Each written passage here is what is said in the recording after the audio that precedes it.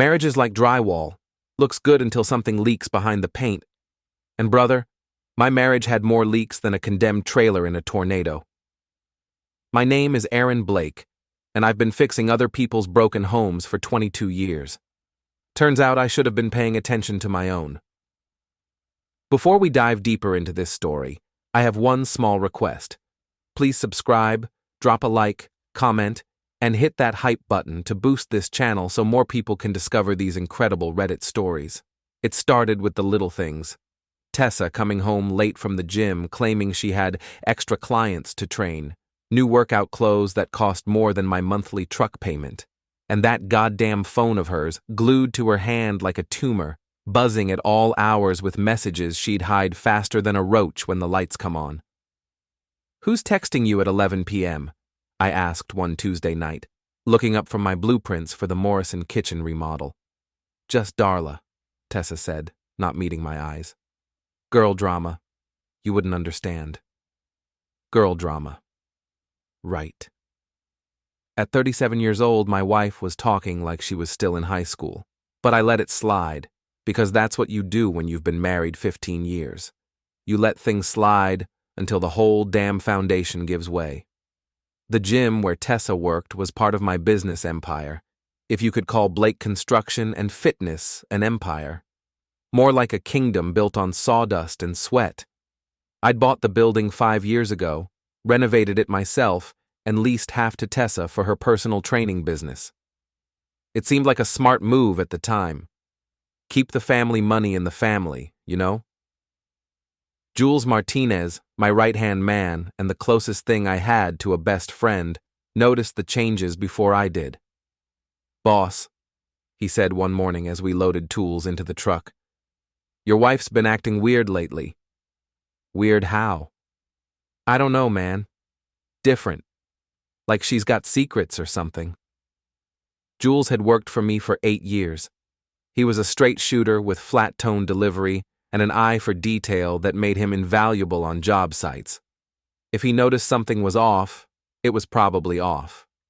"She's just stressed about expanding her client base," I said, though even I didn't believe it. "If you say so, boss. But that new trainer she's been talking to a lot, that pretty boy Liam, he's trouble." Liam, 26 years old, all abs and attitude, with the kind of cocky smile that made you want to introduce his face to a 2x4. He'd started training at our gym about 3 months ago, and suddenly Tessa was full of stories about his amazing transformation and dedication to fitness.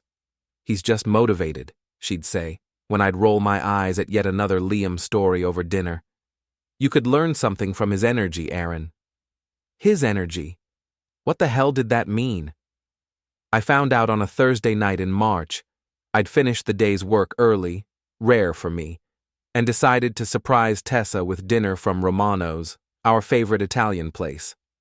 But when I got to the gym, her car wasn't in the parking lot.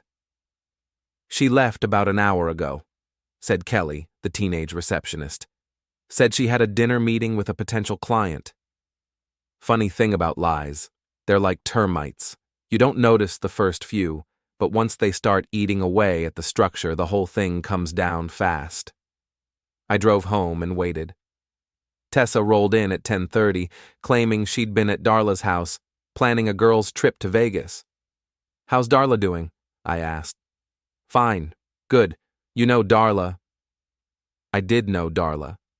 Tessa's best friend since college, divorced twice, and the kind of woman who thought marriage vows were more like marriage suggestions. If Tessa was planning anything with Darla, it wasn't a girls' trip to Vegas. The next few weeks were like watching a slow-motion car crash. Tessa became more distant, more secretive, more interested in her appearance. She started wearing makeup to the grocery store and bought lingerie that never made an appearance in our bedroom.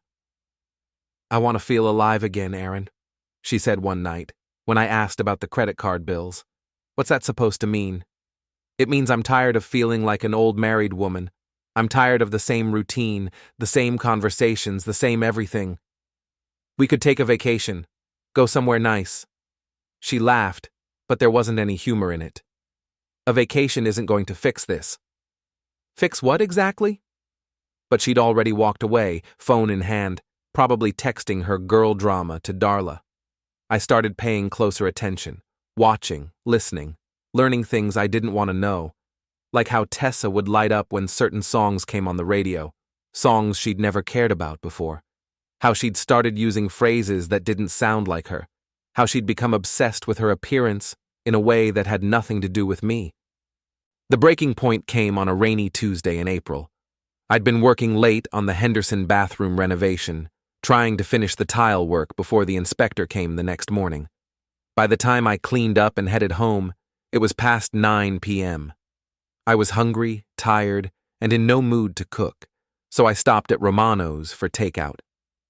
The place was mostly empty, a few couples at corner tables, an old man reading a newspaper at the bar. "Hey, Aaron," said Robin, the 20-something waitress who'd been working there since high school. "The usual?" "Just a chicken parm to go," I said, settling onto a bar stool. "Tessa's not feeling well." Robin's expression changed. She got that look people get when they know something you don't. Part pity, part curiosity, all uncomfortable. "Aaron," she said, glancing around like she was about to share state secrets. "Can I ask you something?" "Shoot." "Did you really divorce your wife?" The words hit me like a sledgehammer to the gut. "What?"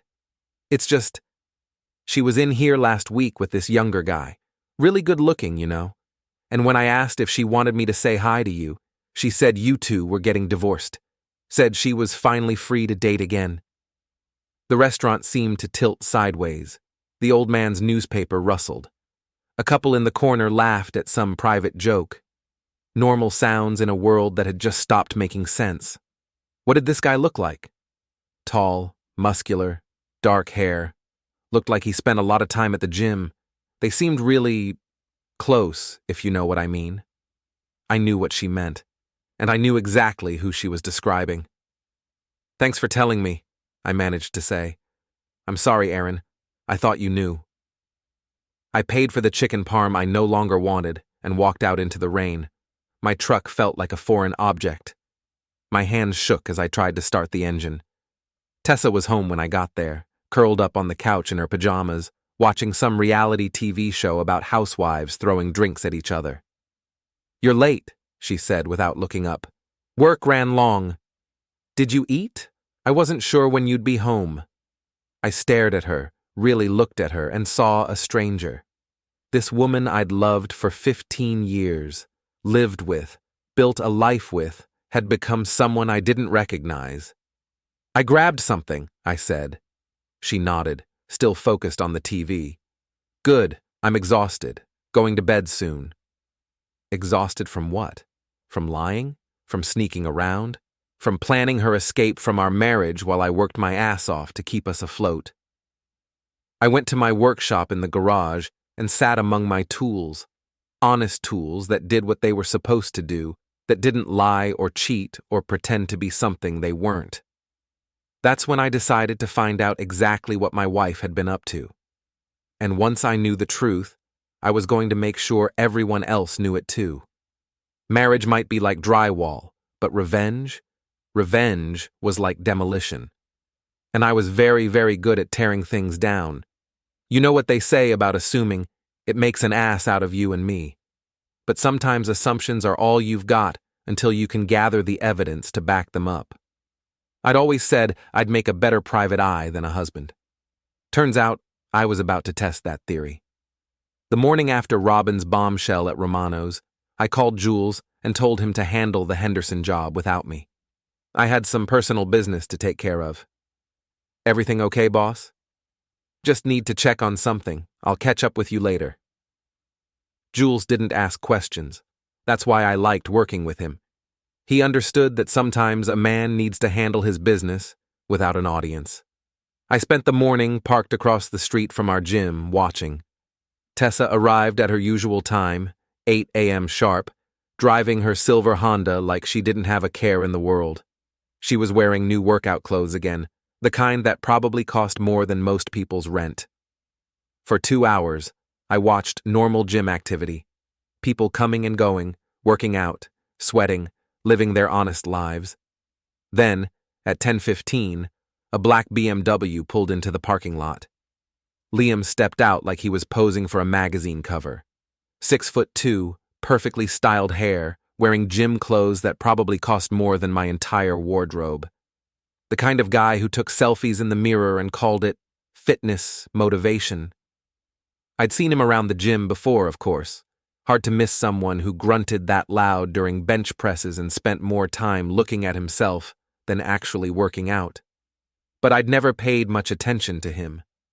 Just another pretty boy with more muscles than brains. Now I was paying very close attention. He walked into the gym like he owned the place. Through the front windows, I could see him scanning the main floor, looking for something, or someone. My phone buzzed. A text from Tessa. Working with a client until noon. Don't wait up for lunch. Working with a client. Right. I settled in for a long wait, grateful I'd brought coffee and a breakfast sandwich. Surveillance work wasn't glamorous, but it was necessary. Like measuring twice before cutting, you had to be sure before you made any permanent moves. At 11:30, Tessa and Liam emerged from the gym together. They weren't touching, but there was something in their body language that made my stomach clench. The way they stood just a little too close. The way she looked up at him when he talked. The way he put his hand on her lower back as they walked toward their cars. I grabbed my phone and started recording. They talked for about 5 minutes in the parking lot. I couldn't hear what they were saying, but I could see plenty. Tessa laughing at something he said, touching his arm, looking around to make sure no one was watching. No one except her husband, sitting in a beat-up work truck across the street, documenting her betrayal one frame at a time. Then Liam leaned down and kissed her. Not a friendly peck on the cheek, but a full-on, hands in her hair, tongue down her throat kiss that lasted about 10 seconds too long. My wife, my gym, my business, and some muscle-bound pretty boy was using all of it to destroy my life.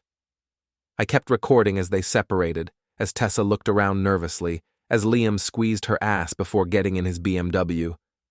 I recorded her watching him drive away with the kind of smile I hadn't seen on her face in years.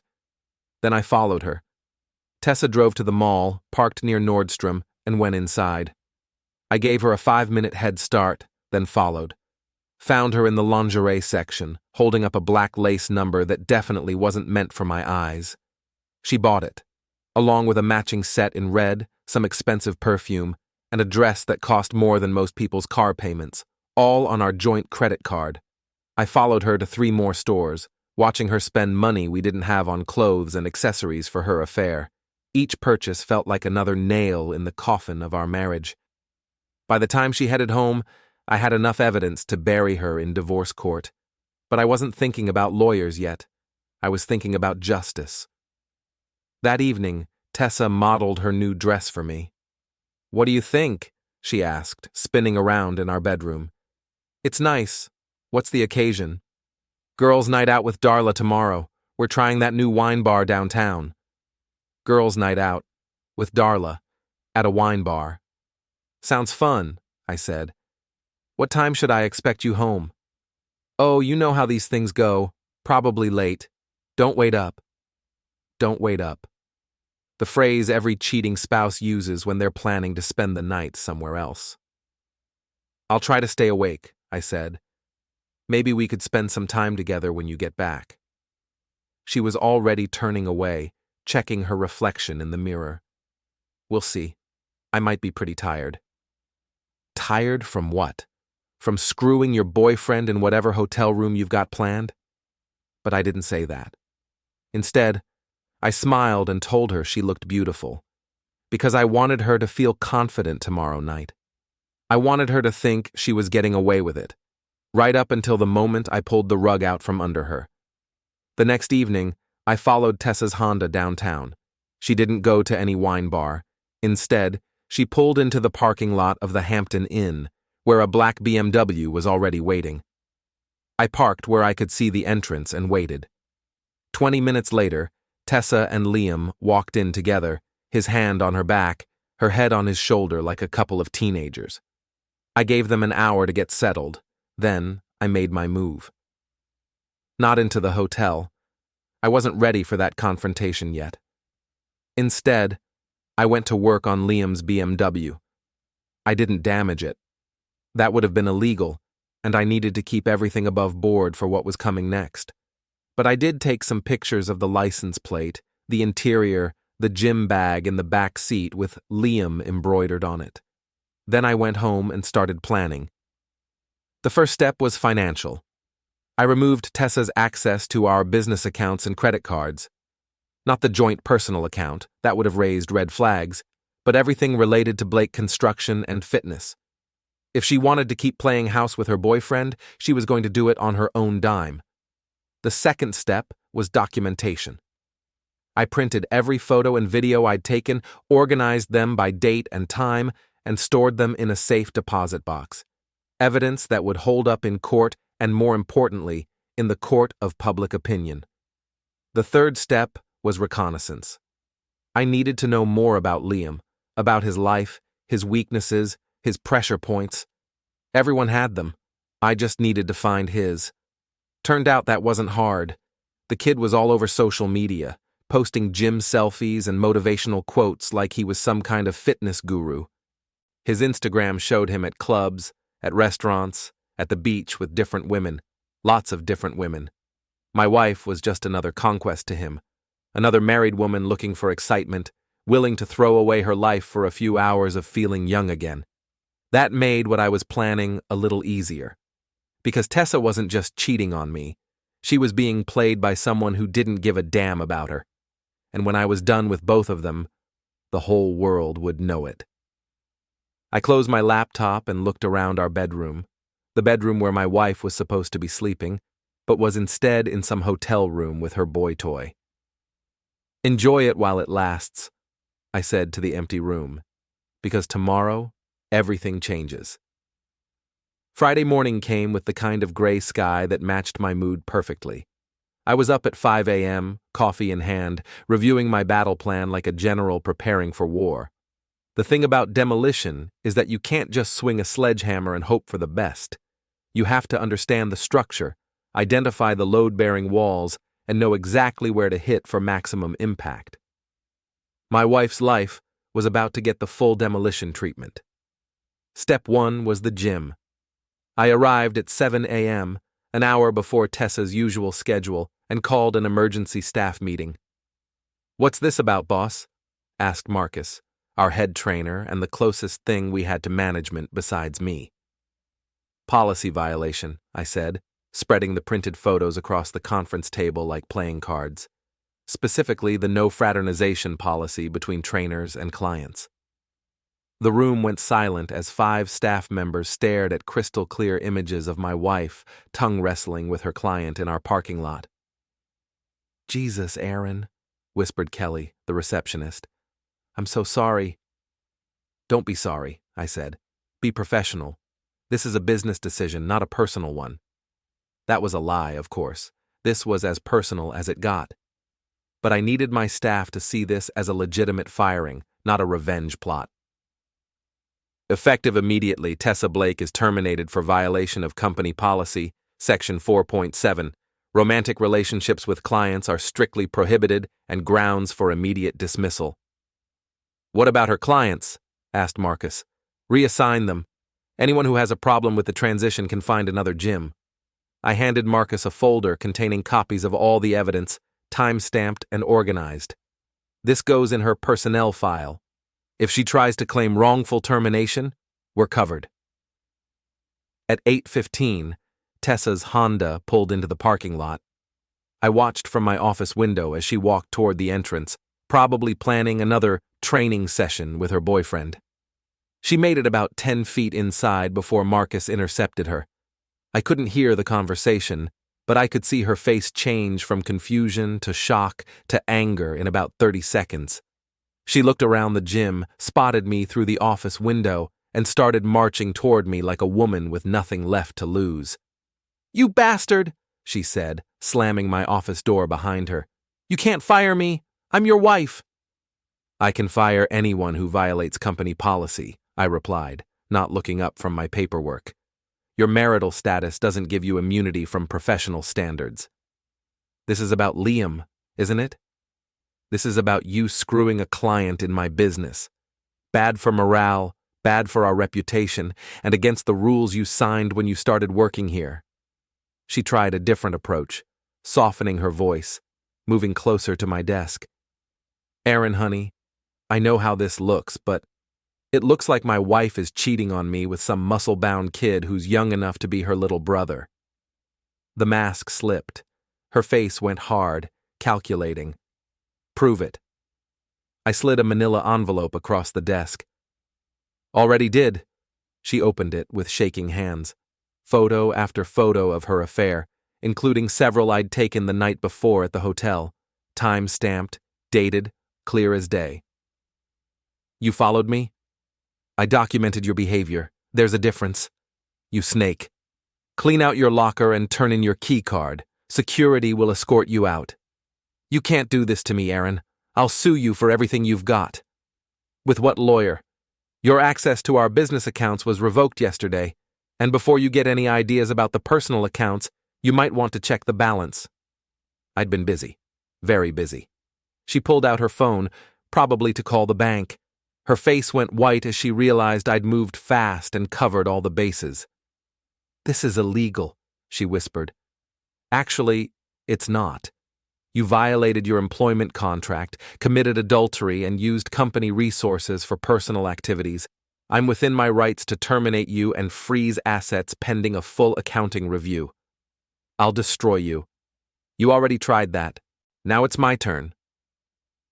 She left the gym that morning like a woman walking to her execution. Head down, shoulders slumped, the fight knocked out of her by the reality of what she'd lost. But I wasn't done. Not even close. Step 2 was the community. Tessa's social circle was built around the gym, our neighborhood, and the network of small business owners we'd cultivated over the years. She'd been counting on their support, their sympathy, their willingness to take her side in the divorce. Time to change that narrative. I started with Darla, Tessa's supposed best friend and co-conspirator. A few phone calls to mutual acquaintances revealed some interesting facts about Darla's role in my wife's affair. Turns out she'd been more than just a supportive friend. She'd been an active facilitator. Aaron, I'm so sorry, said Janet Morrison, whose kitchen I'd renovated the year before. I had no idea Darla was setting Tessa up with that boy. If I'd known what was happening, I would have told you immediately. You're telling me now, I said. That's what matters. The whole book club is talking about it. Nobody can believe Tessa would throw away her marriage for some kid she barely knows. The book club. Perfect. 10 women, all connected to different social circles, all with husbands who might need construction work in the future. By noon, half the town would know exactly what my wife had been up to. I made similar calls to clients, neighbors, and business associates, not to gossip, that would have made me look petty, but to clarify the situation and make sure they heard the truth before Tessa could spin her version of events. The response was overwhelmingly supportive. Apparently, cheating wives don't generate much sympathy, especially when they cheat with someone young enough to be their son. Step 3 was Liam himself, the pretty boy who thought he could waltz into my life and take whatever he wanted without consequences. I found him at Gold's gym across town, working out like he didn't have a care in the world. Probably figured he was safe there, away from my territory. He was wrong. I waited until he finished his workout and headed for the parking lot. Then I made my move. Liam, I called out as he approached his BMW. He turned, saw me, and his face went through several interesting expressions. Surprise, guilt, fear, and finally a kind of cocky defiance that made me want to introduce his perfect teeth to my fist. Mr. Blake, he said, like we were old friends meeting for coffee. How's it going? It's going great, I said, walking closer. Just wanted to thank you. Thank me? For helping me realize what kind of woman I married. Saved me a lot of time and money in the long run. He relaxed a little, probably thinking this was going to be easier than he'd expected. Look, man, I never meant for things to get complicated. Complicated? I laughed. Son, you haven't seen complicated yet. That's when I pulled out my phone and showed him the video I'd taken of him and Tessa in the hotel parking lot the night before. Nice BMW, I said. License plate Echo Romeo 4792. Registered to Liam Patrick Sullivan, age 26, address 1247 Oak Street, apartment 3B. His face went pale. What do you want? I want you to disappear. Find another gym, another town, another married woman to play with. Because if I see you anywhere near my wife again, this video goes viral, along with some other information I've gathered about your extracurricular activities. What other information? I smiled. Let's just say you're not as discreet as you think you are. Amazing what people will tell you when they think you're just making friendly conversation. I'd spent the morning talking to other trainers, gym members, and women who'd had the Liam experience. Turned out my wife wasn't his first married conquest, or his second, or his third. Stay away from Tessa, I said. Stay away from my gym. Stay away from my neighborhood. Are we clear? He nodded, but I could see the wheels turning in his head, probably figuring he could wait this out, let things cool down, then pick up where he left off. One more thing, I said, pulling a protein shake from my truck. You look thirsty. Before he could react, I accidentally tripped, sending the chocolate protein shake all over his designer workout clothes and into the open window of his BMW. Oops, I said. Guess you'll need to clean that up. He started to say something, probably something that would have given me an excuse to escalate things physically, but I held up my phone. Still recording, I reminded him. He shut his mouth and watched me walk away, chocolate protein shake dripping from his hair onto his ruined clothes. By the time I got home that evening, Tessa was waiting for me. She'd been crying, her makeup was smeared and her eyes were red, but there was still fight left in her. You ruined my life, she said, as soon as I walked through the door.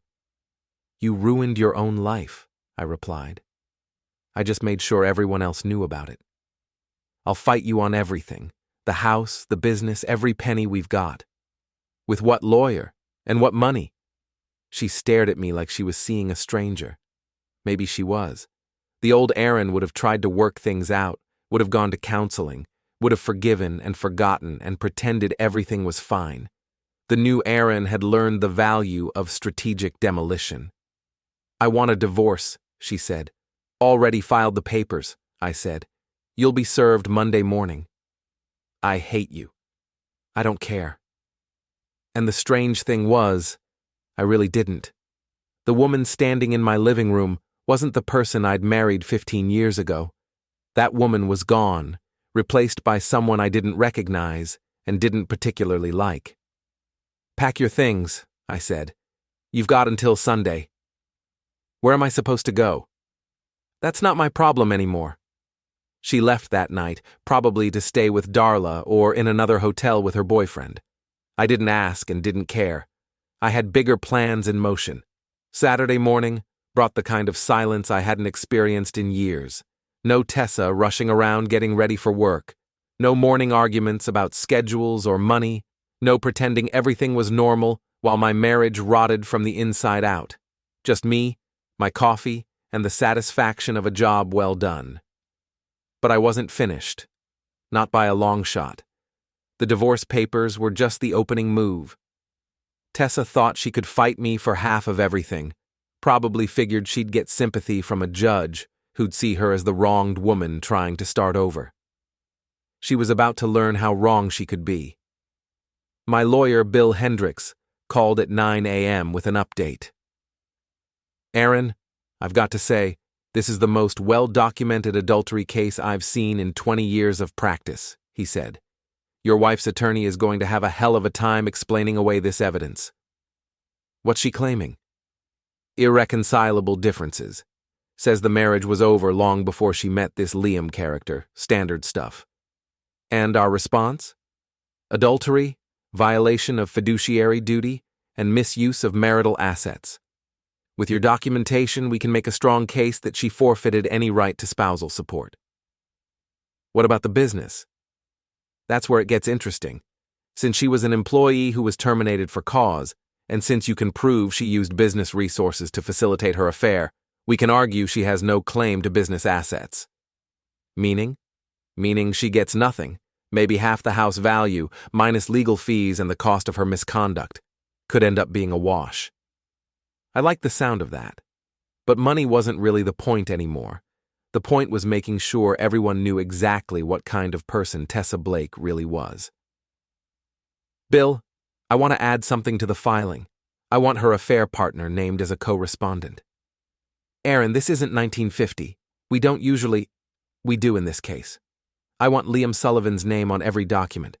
I want it public record that he knowingly interfered with my marriage.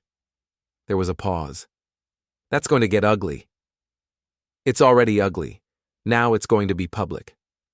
After I hung up with Bill, I spent the morning making more calls.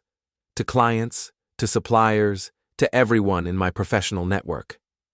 Not to badmouth Tessa, that would have seemed petty, but to make sure they understood that Blake Construction was my business, built with my work and my reputation. The response was uniformly supportive. Apparently, word had already spread through the contractor community about my wife's behavior. Nobody likes a cheater, especially when it affects business relationships. Aaron, I'm sorry this happened to you, said Tom Bradley, who supplied most of my lumber. But I want you to know, our relationship is with you, not her. Whatever you need, we'll make it work. Similar conversations with electricians, plumbers, and other subcontractors. My professional network was rallying around me, which meant Tessa's dreams of starting her own fitness business were probably going nowhere. Around noon, Jules stopped by to check on me. How you holding up, boss? Better than expected, I said. Want a beer? We sat on my back deck, looking out at the yard Tessa had spent years complaining about. Too much grass to cut, not enough flower beds, no privacy fence. All the things she'd wanted me to fix, but I'd never gotten around to. You know what's funny? I said. She always said this place wasn't good enough for her. Turns out she was right, just not the way she meant. What's your next move? Public humiliation. Jules raised an eyebrow. Come again? I'm throwing a party, next Saturday night, calling it a new beginning celebration, inviting everyone we know. Including her? Especially her. I'd been thinking about this all morning. Tessa's biggest weakness was her pride, her need to be seen as successful and desirable. She'd built her whole identity around being the perfect wife, the successful businesswoman, the woman who had it all together. Time to tear that image down in the most public way possible. That's cold, man. She earned it.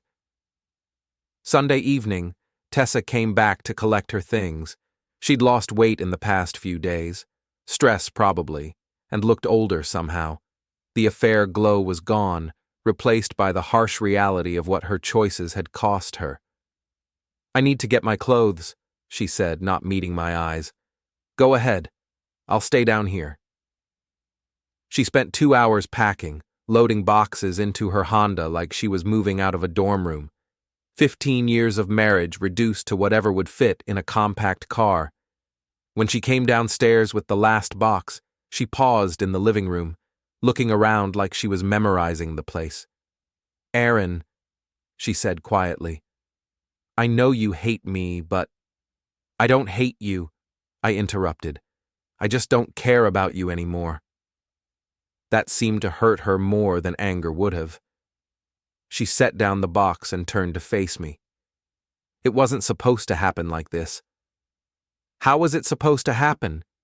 You were going to keep screwing your boyfriend until you got tired of him, then come back and pretend nothing changed.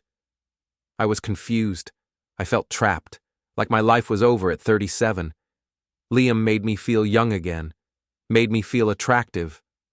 So you threw away 15 years of marriage for a feeling. It was more than that. No, it wasn't. You wanted excitement, and you were willing to destroy everything we built to get it. That's not love, Tessa. That's selfishness."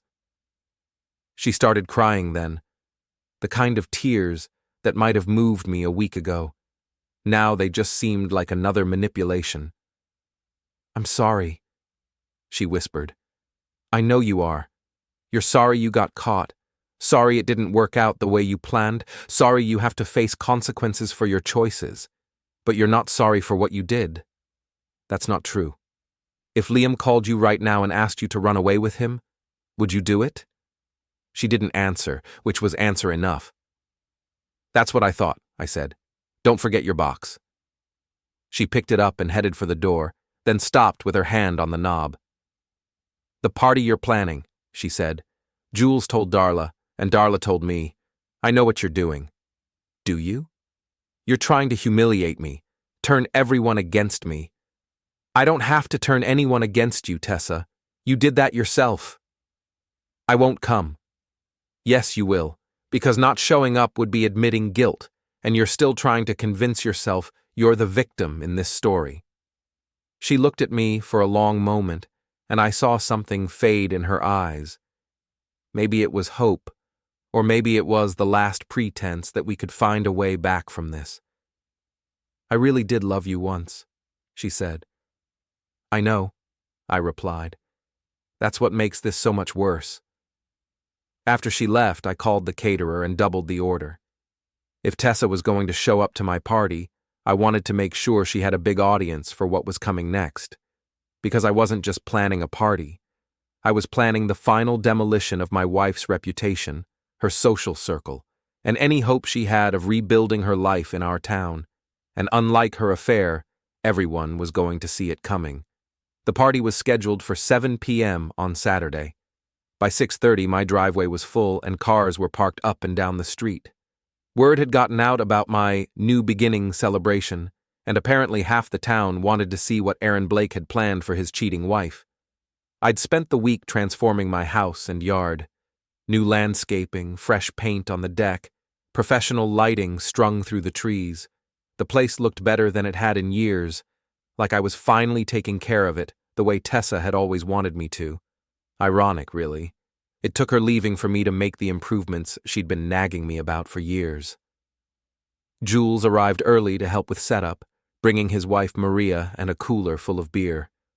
"Boss, you sure about this?" he asked as we arranged tables on the back deck. "This is going to get messy." "It's already messy," I said. "Now it's going to be public." The guests started arriving at 7 sharp.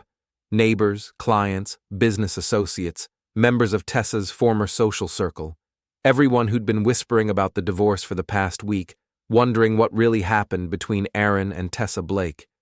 They were about to find out. I'd set up a projector and screen on the deck, ostensibly for showing photos from various construction projects. A celebration of Blake Construction's success, I'd told people. A look back at all the homes I'd helped build and renovate over the years. That wasn't exactly a lie. There would be photos of renovation work, just not the kind my guests were expecting. At 7:15, a silver Honda pulled up across the street. Tessa sat in the driver's seat for a full minute, probably gathering courage for what she knew was coming.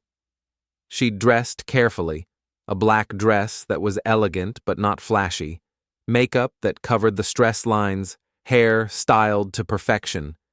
She looked beautiful and doomed. "There she is," Jules murmured. "Right on time." Tessa walked up my driveway like she was approaching her own execution. Conversation stopped as people noticed her arrival. The crowd parted to let her through, their faces showing a mixture of curiosity and barely concealed hostility. "Aaron," she said when she reached the deck. "Thank you for inviting me." "Wouldn't be the same without you," I replied, loud enough for everyone to hear. "Can I get you a drink?" "Just water, please." I handed her a bottle of water and tapped my beer bottle with a fork to get everyone's attention. "Ladies and gentlemen," I called out, "thank you all for coming to help me celebrate this new chapter in my life." Polite applause from the crowd. Tessa stood frozen next to the refreshment table, probably wondering when the axe would fall. As most of you know, I've been in the construction business for over 20 years. I've had the privilege of working on your homes, your businesses, helping you build the lives you wanted. More applause. People were relaxing, thinking this was going to be a normal party after all. But tonight isn't just about construction, I continued. It's about renovation, about tearing down what's broken and building something better. I clicked the remote, and the first image appeared on the screen. A before and after shot of the Morrison kitchen renovation. Appreciative murmurs from the crowd. Sometimes, I said, clicking to the next image, you don't realize how much damage has been done until you start looking behind the walls. This slide showed water damage in a bathroom, rotted wood, mold, structural problems hidden behind pretty tile work. Other times, the damage is right out in the open, but you choose not to see it. Click. Another renovation photo, this one showing termite damage that had been ignored for years. The key to any successful renovation is identifying the source of the problem and removing it completely. Click. And suddenly, we weren't looking at construction photos anymore. The screen now showed a crystal clear image of Tessa and Liam kissing in the gym parking lot, his hands in her hair, her body pressed against his. The crowd went silent. Tessa made a small, strangled sound. You see, I continued conversationally, some problems are harder to fix than others. Take infidelity, for example. Click. Another photo, this one showing Tessa and Liam entering the Hampton Inn together. It's like termites. By the time you notice the damage, the infestation has spread throughout the entire structure. Click. A photo of them in Romano's restaurant, holding hands across the table. The question becomes, do you try to repair the damage, or do you tear down the whole structure and start over? Tessa was backing toward the edge of the deck, her face white as paper. But she was trapped, 50 people between her and the exit, all of them staring at the evidence of her betrayal. Aaron, stop, she whispered. Stop what? I'm just sharing some photos with our friends. Click. This one showed Liam's BMW parked outside our house while I was at work, time-stamped and dated. Angry murmurs from the crowd. Someone said, Jesus Christ, Tessa. Someone else said, in their own house? Now, I know what some of you are thinking, I said. Maybe this is a private matter. Maybe I should handle this quietly, behind closed doors. Click. A photo of Tessa using our joint credit card at Victoria's Secret, buying lingerie for her affair. But here's the thing about renovations. Sometimes you have to make a mess before you can clean things up. That's when Liam's black BMW pulled up outside. He'd probably been waiting around the corner, summoned by a panicked text from Tessa. And speaking of messes, I said, as Liam pushed through the crowd, here comes the termite himself. Liam looked like he'd rather be anywhere else on Earth. His usual cocky confidence was gone, replaced by the expression of a man who'd just realized he was in way over his head. Mr. Blake, he said, trying to sound reasonable, I think you've made your point. Have I? Because I'm not sure everyone understands the full scope of the damage yet. Click. This image was a screenshot of Liam's Instagram account, showing him with 3 different women over the past 6 months, all of them married, according to my research. You see, folks, my wife wasn't Liam's first renovation project. Were you, son? Liam's face went red. That's not... those photos are public record, I interrupted. Just like these. The next few slides showed bank records, credit card statements, hotel receipts, a complete financial timeline of Tessa's affair, paid for with money from our joint accounts. $1,500 at the Marriott, $800 at Romano's, $3,000 in lingerie and clothes. All told, my wife spent about $12,000 of our money on her boyfriend. The crowd was getting ugly now. These were working people, folks who understood the value of $1. The idea of someone spending 12 grand on an affair while her husband worked 60-hour weeks hit them where it hurt. "You bastard," Tessa finally found her voice. "You planned this whole thing just to humiliate me." "No," I said. "I planned this to show everyone who you really are. The humiliation is just a bonus." She tried to push through the crowd toward the exit, but people weren't moving aside anymore. They were angry, disgusted, blocking her path with their bodies and their judgment. "Let me through," she demanded. "Why?" asked Janet Morrison. "So you can go spend more of someone else's money on your boy toy?" "It's not like that," Tessa protested. "Then what's it like?" This from Tom Bradley, my lumber supplier. "Because from where I'm standing, it looks like you screwed over the best man in this town for some kid who probably can't even spell commitment." Liam tried to defend her. "Look, people, this is between Aaron and Tessa. It doesn't involve any of you." "Like hell it doesn't," said Marcus from the gym. "I had to clean up the mess you two made. I had to look Aaron in the eye every day knowing what his wife was doing behind his back."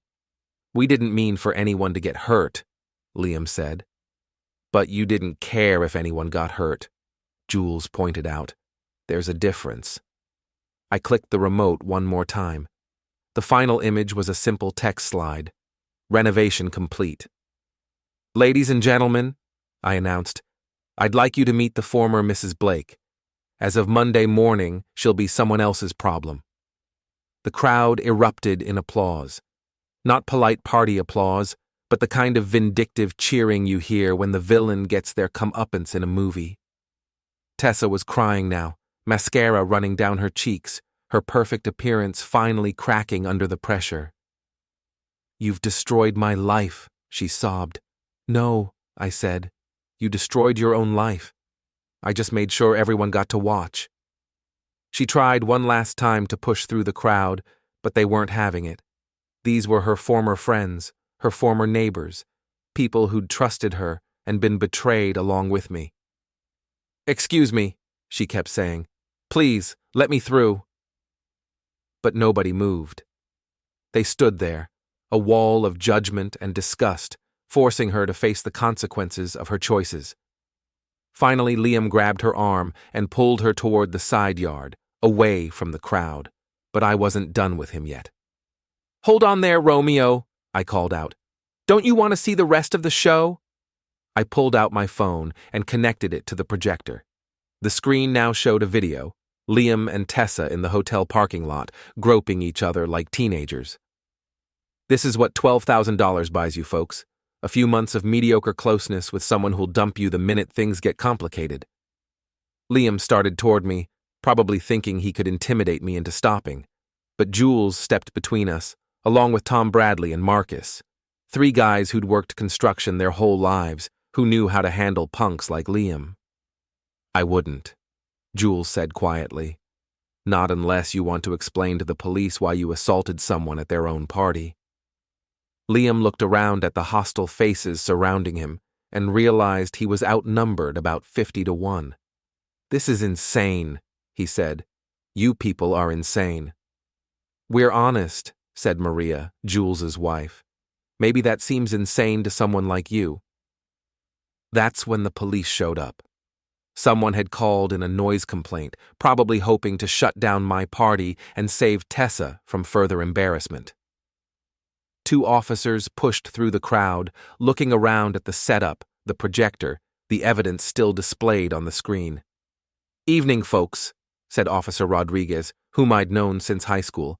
"We got a complaint about loud music." "No music here, officer," I said. "Just a slideshow." Rodriguez looked at the screen, which was still showing bank records from Tessa's affair. His expression didn't change, but I saw him glance at Tessa with something that might have been disgust. "Well," he said after a moment, "I don't hear any loud music. Looks like a false alarm." "Thank you, officer," I said. "Can I offer you a beer?" "Can't drink on duty, but thanks for the offer." As the police left, Tessa made one final attempt to salvage her dignity. "This isn't over, Aaron," she said, her voice shaking with rage and humiliation. "I'll fight you on everything. I'll make you pay for this." "With what lawyer?" I asked. "And what money?" The crowd laughed. Not polite chuckles, but genuine laughter at the absurdity of her threats. "Come on," Liam said, pulling her toward his BMW. "Let's get out of here." They pushed through the crowd like criminals fleeing a crime scene, Tessa sobbing, Liam looking like he wanted to disappear into the ground. As they reached his car, I called out one last time. "Hey, Liam!" He turned, probably expecting another insult. "Next time you want to screw someone's wife, make sure you can afford the consequences." He flipped me off and got in his car, but I could see his hands shaking as he started the engine.